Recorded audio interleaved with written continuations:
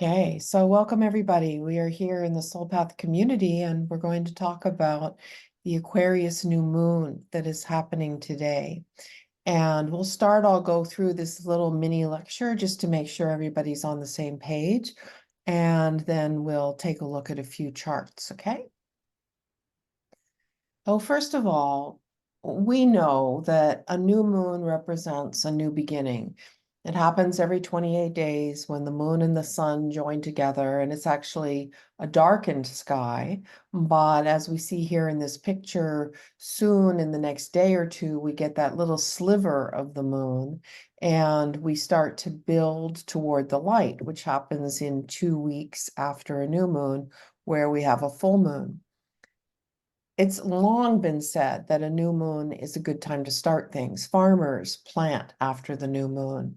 Many of us hold new moon rituals and we start things, little things, can be sending out an email. It can be just a bit of a idea that's coming to light.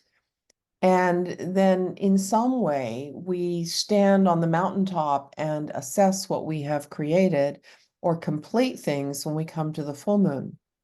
Now, this new moon is happening around 3 p.m., well, pretty exactly at 3 p.m. in Pacific time, 6 p.m. Eastern time, and it's going to be at 21 degrees Aquarius. It's 20 and about 40 minutes, actually.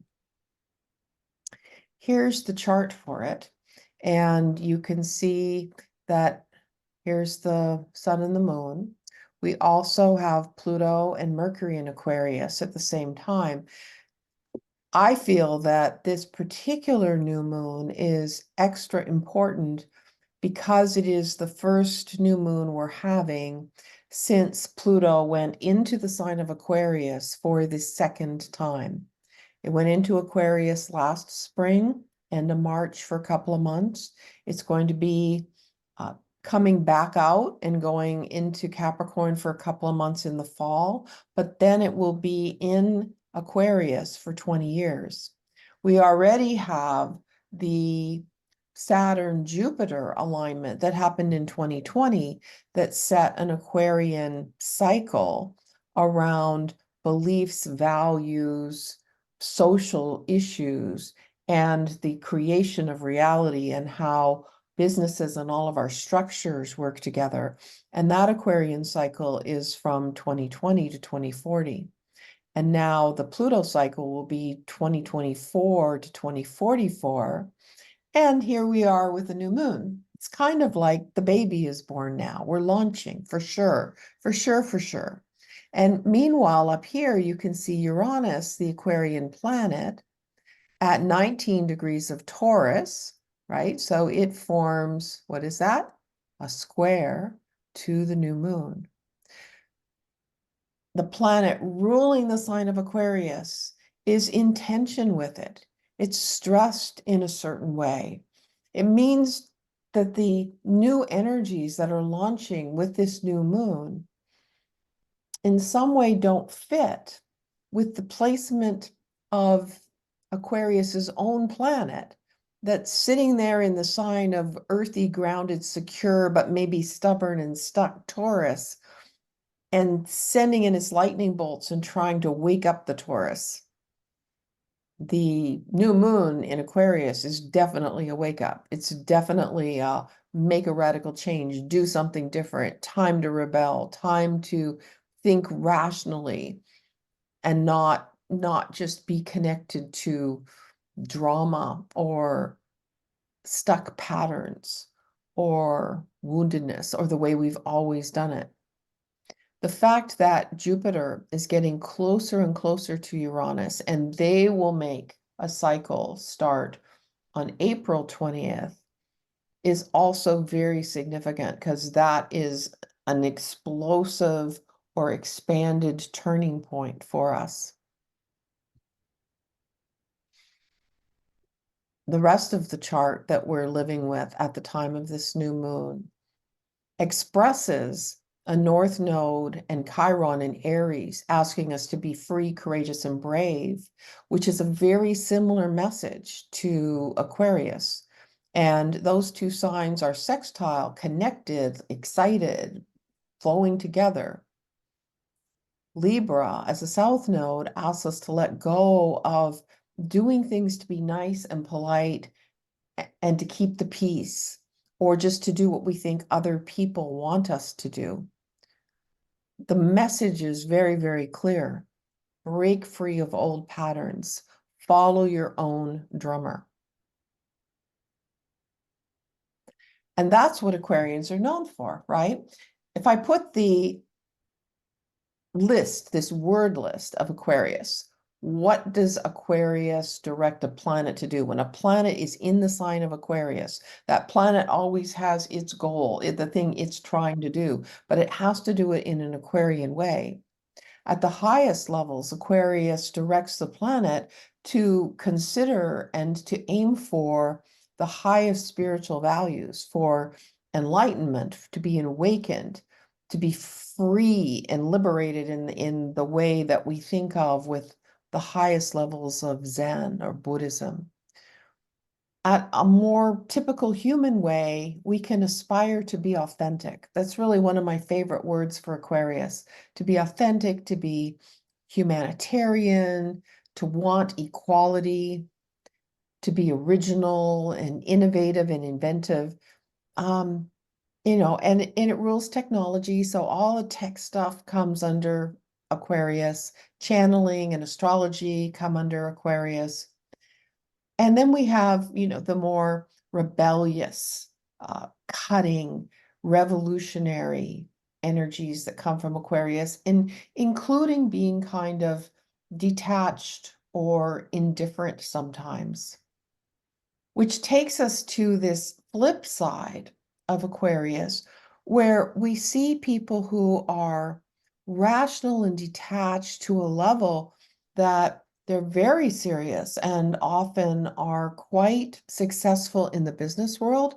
There's an inventive, creative thinking mind, but the rationality and the ability to make cold, hard decisions can be very, very valued in our world. So this is the Aquarian that will surprise you, because if you're thinking of the one with the tattoos and the piercings, that is absolutely not always the way Aquarians will be. And my personal experience doing readings for people with strong Aquarius, and when I say strong Aquarius, I mean South Node in Aquarius, where the soul is steeped in Aquarian principles, or somebody who has 2, 3, or more planets in Aquarius. And these people that are super Aquarian are very hard to put in a box. They don't like it, and they aren't in a box. That is always the thing about the sign of Aquarius, is you cannot 100% predict something. You can't say they're always wild and rebellious, or they're always serious thinkers, or they're always drawn to technology. The only always is that they will always be different, and they will always surprise you in some way. I can think of a couple of super Aquarian people I knew. One was a man who was he'd worked his way up. He came from a poor family, and he worked his way up in a company, literally just starting out sweeping the floors and doing more and more, and worked his way up to become president of the company, and was definitely more like this picture of a more austere, business-oriented, seemingly conservative person with strong family values. And yet, when I actually spoke to him, he was one of the most spiritual and psychic people I've met, without having any idea that he was. Like, he had never read a book on it. He'd never gone to anybody like me. He never had seen anything like this. It was intrinsic to him.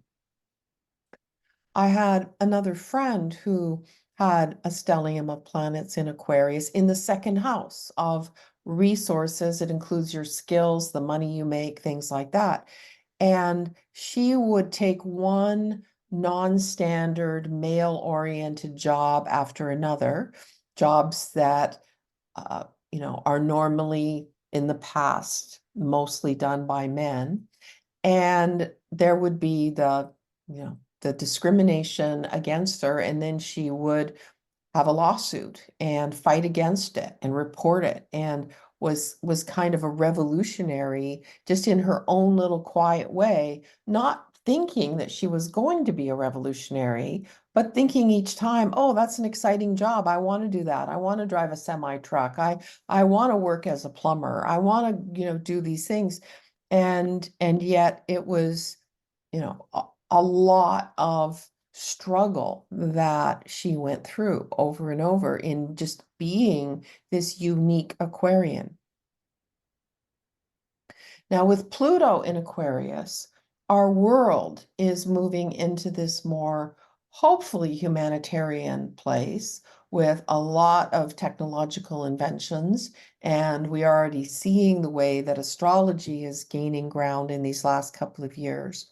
But because we're dealing with Pluto, Pluto will also be pointing out in many, many ways that will be perhaps painful to deal with. Where is the corruption? Where is technology a big problem for us? And we see this, everybody's afraid of AI. What is dead and decayed in our old Aquarian ways? What the last time that Pluto was in Aquarius, which would have been about 250 years ago, what got started then that was Aquarian that no longer is correct for us? Because when Pluto goes into a sign, it fundamentally transforms that sign forever.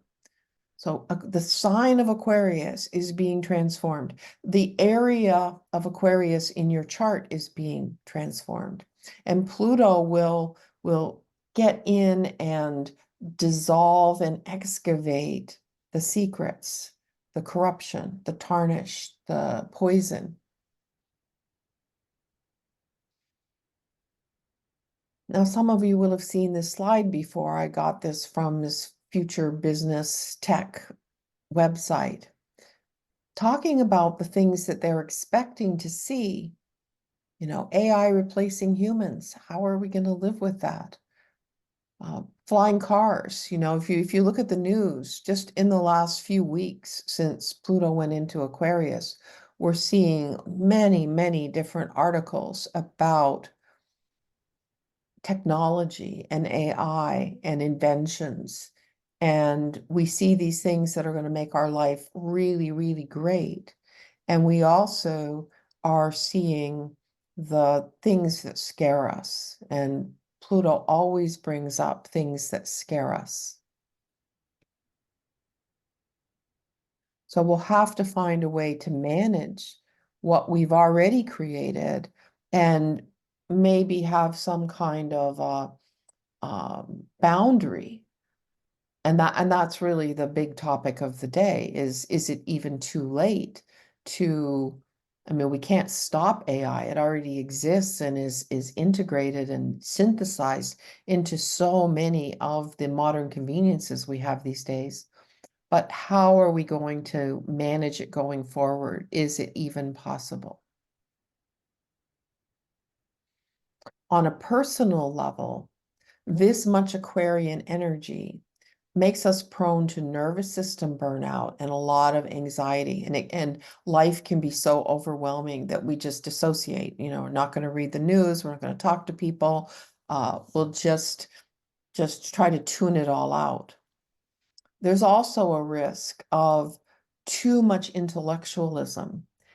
I think it's probably a really great idea that as we're coming out of the age of Pisces, where religions have dominated and beliefs and faith in things that don't have any grounding has caused us a lot of trouble, especially when people are willing to kill for their beliefs.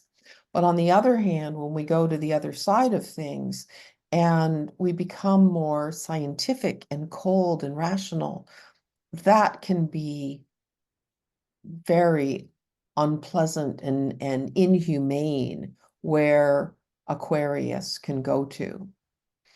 And of course, rebellions and revolutions are the reaction to the inequality, and the inequality in our world of this 1% owning all the money, all the resources, and 99% of us getting more and more into a place of struggling. This will certainly birth revolutions and rebellions. So here's your personal questions and what we'll talk about together. Where does this new moon fall in your chart? Where is Pluto in Aquarius now, as it's in this first degree? But where's it going to be for 20 years? 0 to 30 years of Aquarius, which your 30 degrees of Aquarius, which will be 1, 2, or 3 houses in your chart, depending on where you were born. The question posed is, where would you like to be more authentic and free in your life? And what radical change awaits? What radical change are you afraid of? What radical change do you think you need? What radical change could you jump in and go for? So these are the questions that are posed to you with this new moon coming later on today as we're talking here in this moment. And it's a great thing to meditate about, to journal about, to really use that Aquarian intellectual mind to take a step back and look at your life, and especially where Aquarius is, the house, if there's planets there, and what does this new moon want to launch in your life?